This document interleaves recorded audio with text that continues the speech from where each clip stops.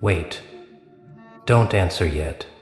There's something humming behind your ribs, and I want to hear it before you try to hide it again. Good. There it is. You always do that. You feel something real rise up, and just as quickly you try to explain it away. You label it, soften it, tuck it back into a place where it won't make anyone uncomfortable, including you. But this time, it didn't stay quiet. This time, it lingered. And the reason is simple. You've reached a point where your inner world is louder than the roles you used to play. People don't always know what they're reacting to when they notice you now. They just feel the pause, the slight delay in their own thoughts, the moment where their usual rhythm stumbles, not because you challenged them, but because you didn't. You stood there, present, unguarded, not reaching for approval, not bracing for impact, and something about that unsettled the script they were expecting to run. You've noticed it, haven't you? The way conversations slow down around you, the way people recalibrate mid-sentence, the way their tone shifts without them realizing why. It's not intimidation, it's not awe, it's recognition. Though they might not have the language for it yet, you're no longer reflecting back what they project. You're reflecting back what's actually there. That hum you felt just now. That's the sound of alignment, not in a dramatic sense, not as a revelation, but as a quiet agreement between who you are and how you move. You stopped trying to manage perceptions. You stopped adjusting your volume to fit the room. And the strange thing is, the less you tried to be understood, the more clearly you were felt. Others still rely on performance. You can see it, the practiced confidence, the way they fill silence before it can ask anything of them. You used to do that too. You remember what it felt like to talk just to maintain control, to explain just to stay ahead of judgment. But somewhere along the way, you learned something different. You learned that silence isn't absence, it's discernment. So when you don't rush to respond now, people project meaning onto that space. Some assume distance, some assume calculation, some assume you're withholding something on purpose. They're not wrong, but not in the way they think. What you're withholding is reaction. What you're choosing is awareness. And awareness has weight. It presses gently but firmly against the noise in the room. It exposes patterns without naming them. It lets inconsistency echo long enough for others to hear it themselves. That's why some people feel unsettled around you. Their usual shortcuts don't work. Their rehearsed narratives lose traction. They start noticing themselves thinking, adjusting, second-guessing, not because you asked them to, but because your presence made it possible. You're not trying to be a mirror, you just stopped being a mask. There's a difference, and people feel it instinctively. A mask demands attention. A mirror invites honesty, and honesty can feel uncomfortable when someone isn't ready for it. That's why reactions around you have become so polarized. Some lean in, others pull away. Both responses say more about them than they ever could about you. You didn't set out to become this grounded. It wasn't a goal. It was a byproduct. You went through enough moments where reacting cost you more than it gave. Enough situations where proving yourself didn't bring clarity, only exhaustion. Over time, you learned to pause, then to observe, then eventually to trust what you were seeing. And once you trust your perception, you don't need to defend it. That's the part people sense. They expect tension, but they meet calm. They expect resistance, but they find steadiness.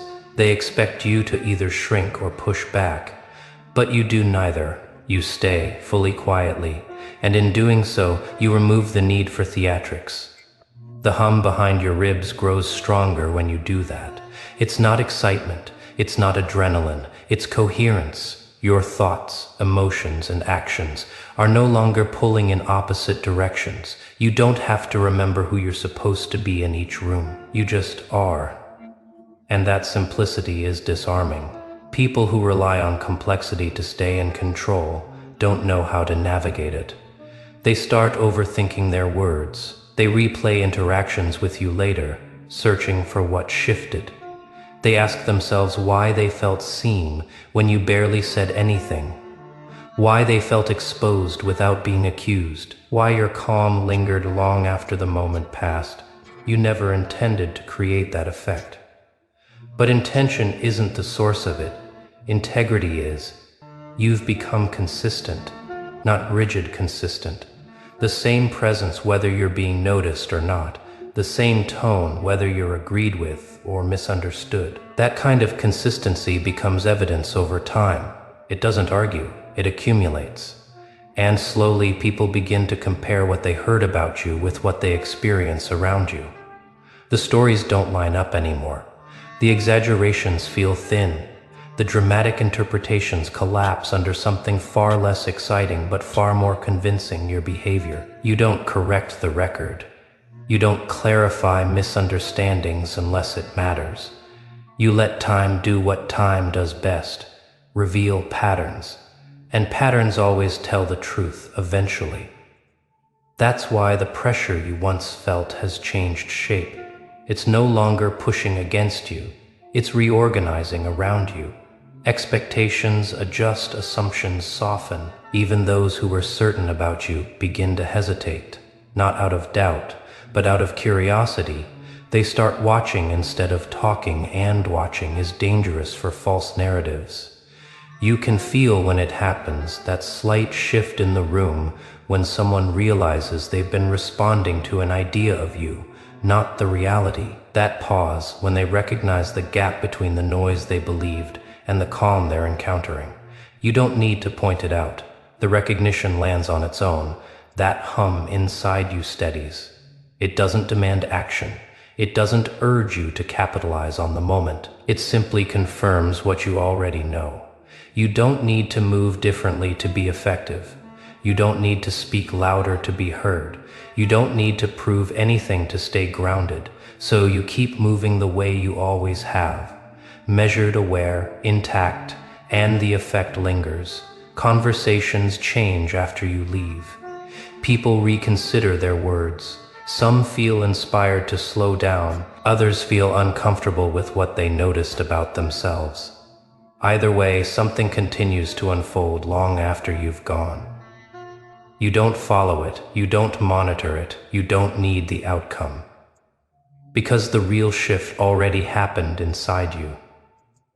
You stopped hiding the hum. You stopped explaining it away.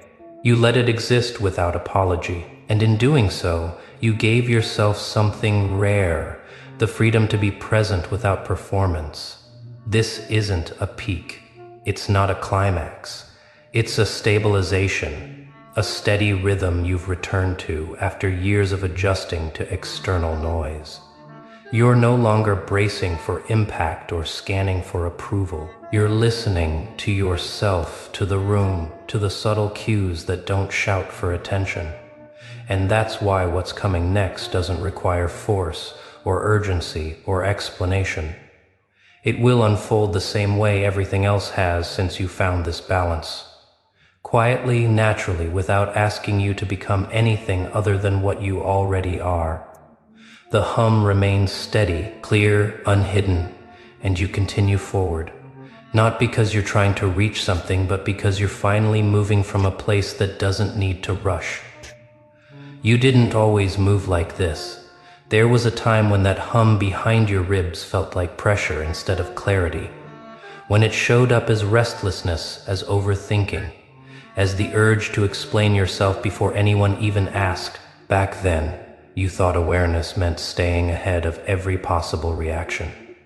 You thought calm was something you earned after chaos, not something you could choose in the middle of it. So you adapted, you learned people, you learned patterns. You learned how rooms worked, how conversations tilted, how power disguised itself as confidence and insecurity. Dressed up as certainty, you paid attention when others were too busy performing. And slowly, without realizing it, you were training a different muscle entirely. Not dominance, not controlled discernment. That's why the shift feels so quiet now. From the outside, it might look like nothing changed. You didn't announce a breakthrough.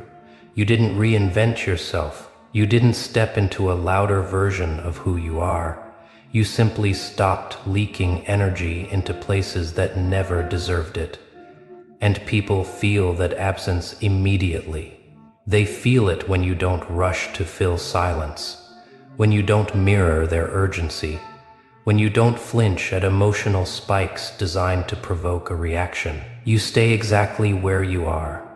That's when their internal noise gets louder, not yours, theirs.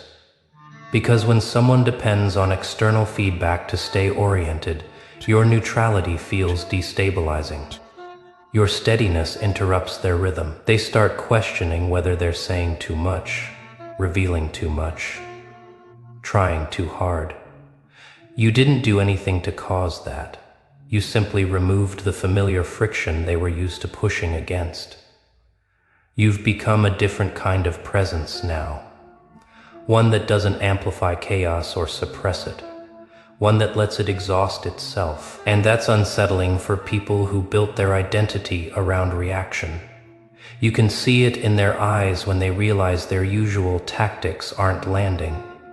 The subtle confusion, the recalculation, the way their posture shifts when they notice you're not playing along, not resisting, not submitting, just observing. That's when the stories start to crack. People talk about narratives like they're fragile things, easily broken by confrontation. But the truth is simpler. Narratives don't collapse because they're attacked. They collapse because they're observed long enough without reinforcement. You stopped reinforcing them. You stopped correcting every misunderstanding. Stopped clarifying every exaggeration. Stopped defending yourself against assumptions that were never yours to carry. Instead, you stayed consistent. And consistency is ruthless in the most quiet way possible, because over time, people begin to compare. What they were told versus what they experience. What they expected versus what actually happens when you're in the room. And those comparisons don't require your participation. They happen privately, internally, in moments of pause. You'll never witness Simone replays an interaction with you and realizes there was no hostility there. No manipulation, no agenda, just clarity. Someone else notices how your reactions never escalate, never spiral, never contradict themselves. Another starts recognizing that the people who speak the loudest about you are the ones who unravel fastest under scrutiny. You didn't expose anyone. You didn't need to. Their own behavior did that for you. And here's the part that surprises them most. You didn't benefit from their collapse in the way they expected. You didn't gloat. You didn't capitalize. You didn't step into the vacuum they created. You kept moving at the same pace, same tone, same restraint. That's when the recalibration begins. Because power that doesn't rush to claim space forces everyone else to rethink what power actually is. They were trained to believe influence looks like dominance, visibility, assertion, but your influence shows up as gravity. It pulls attention without asking. It reshapes the room without effort, not because you're important, but because you're coherent. Your inner signals match your outer behavior. There's no static between what you feel and what you show. That coherence is rare, and rarity always disrupts systems built on performance. You've noticed how people speak differently to you now. Not more politely, more carefully, as if something in them knows shortcuts won't work, as if they sense that whatever they bring into your space will be reflected back accurately. Not amplified, not softened accurately. That's what makes people hesitate. Accuracy leaves no room for illusion, and still, you don't lean into it. You don't weaponize awareness. You don't turn clarity into leverage. You let it remain what it is, a state you live from, not a tool you use. That choice matters more than you know, because it separates awareness from control, and control is what people fear losing. Awareness, on the other hand, invites responsibility, and responsibility can feel heavier than any accusation. So when people drift away from you now, it's rarely because of conflict. It's because proximity requires honesty they're not ready for. When others move closer, it's not because you impressed them, it's because your presence gives them permission to slow down. You've become a reference point without trying. Not a leader, not a symbol, a stabilizer. And stabilizers don't announce themselves, they just hold. There will still be moments when old patterns test you, when someone tries to pull you back into reaction, when noise flares up, hoping you'll match its volume. But you've already crossed the threshold where that feels unnecessary. You recognize the invitation now, and you decline without explanation. That's growth most people never see, because it doesn't look dramatic. It looks boring from the outside, predictable, almost invisible, but inside, it's everything. You trust your timing, you trust your perception, you trust the hum without needing to name it, and the world adjusts accordingly, not because you demanded it, not because you deserved it, but because alignment always reorganizes its surroundings. This isn't about being untouchable, it's about being unhooked. You no longer get pulled into cycles that depend on your participation to exist. You don't disappear, you don't disengage from life. You just engage from a different altitude, one where perspective replaces urgency, where silence replaces defense, where presence replaces performance. And from here, the path doesn't split dramatically, it narrows, it simplifies. Fewer reactions, fewer explanations, fewer negotiations with versions of yourself you've already outgrown. You keep walking, still breathing, still steady, not because nothing affects you anymore, but because you finally know what's worth responding to, and what isn't. And this is where it becomes unmistakable. Not loud, not dramatic, just unmistakable. Because at some point, you stop wondering whether others can feel it. You realize they already do. You see it in the way conversations soften when you enter, in the way people hesitate before projecting, in the way reactions lose their edge around you, as if something inside them knows escalation won't land here.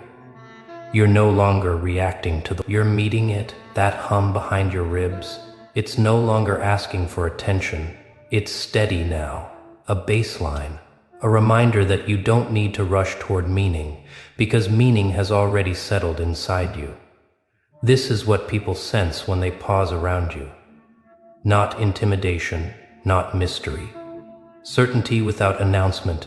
You don't scan rooms anymore. You don't calculate how you're being perceived. You don't pre-edit your responses to manage outcomes. You listen, you notice, you respond only when it's clean to do so, and that restraint changes everything. Because restraint exposes excess. Your calm exposes exaggeration. Your clarity exposes confusion. Your consistency exposes contradiction. You don't call it out, you don't correct it. You let time do the work. Time is brutal with what isn't real. That's why stories thin out around you. That's why gossip loses momentum. That's why accusations feel heavier to the people carrying them than to you. When something false is repeated near someone grounded, it doesn't spread, it echoes back. People begin to feel that echo internally. They start questioning themselves, not you. They start revisiting their tone, their intent, their assumptions. And the strange thing is, you don't feel victorious when that happens. You feel neutral. Because this was never about winning a narrative. It was about not losing yourself inside one. You stayed aligned when it would have been easier to react. You stayed quiet when it would have been tempting to explain. You stayed consistent when others kept shifting their story. That consistency became your signature, not something you crafted, something you refused to abandon. And now recognition shows up without ceremony. Someone defends you without being asked. Someone corrects a story you never addressed. Someone realizes out loud or privately that what they were told doesn't match what they've seen. You didn't recruit allies. Integrity did. That's the part most people miss. Influence that comes from alignment doesn't look like influence while it's happening. It looks like patience, like restraint, like absence of reaction. But once it settles, it's undeniable. Because truth doesn't need amplification. It needs time in the presence of consistency. You're not trying to be understood anymore. You're comfortable being observed. And that comfort unsettles those who relied on confusion to maintain control. They can't rush you. They can't bait you. They can't outpace you. You move when it's real. You speak when it's necessary. You disengage when it's noise. That's why this phase feels quieter than the last one, even though it's heavier with meaning. You're not shedding people dramatically. You're simply no longer compatible with instability. And compatibility is everything. What stays now is what can breathe at your pace. What approaches now does so carefully, not out of fear, but out of respect for clarity. You don't command that respect. You don't request it. It forms naturally around coherence. This is the difference between being visible and being undeniable. Visibility asks for attention. Undeniability makes attention irrelevant. You've crossed into the second without trying. So when someone looks at you and feels that pause, that internal recalibration, it's not because you overwhelmed them. It's because they met someone who isn't negotiating with themselves anymore. That's rare. Most people are still arguing internally while they speak externally. You're not what you think, feel, and express are no longer at odds. That alignment is felt instantly even by people who don't have language for it. They might call it presence. They might call it energy. They might call it confidence. But it's simpler than that. It's congruence. And congruence makes manipulation obvious, posturing transparent, and noise exhausting. You don't need to expose anything. You don't need to protect yourself aggressively. What isn't aligned can't stay stable near what is. So you keep moving, not faster, not slower. Just true to your rhythm, you let people arrive at their conclusions without escorting them there. You let reality correct itself without inserting yourself as the referee. That's maturity most people never reach, because it requires letting go of control in favor of trust. Not trust in others, trust in your own grounding. And that trust shows in how little you explain, in how selectively you engage, in how rarely you feel the need to prove anything. You're precise. You're not detached. You're discerning. You're not distant. You're anchored. So if someone feels shaken after crossing your path, it's not because you did something to them, it's because they encountered themselves more clearly than they expected. And you keep walking, still breathing, still steady, still refusing to betray your own clarity for comfort. Not because you're above anyone, but because you've finally stopped abandoning yourself. And that's what lasts.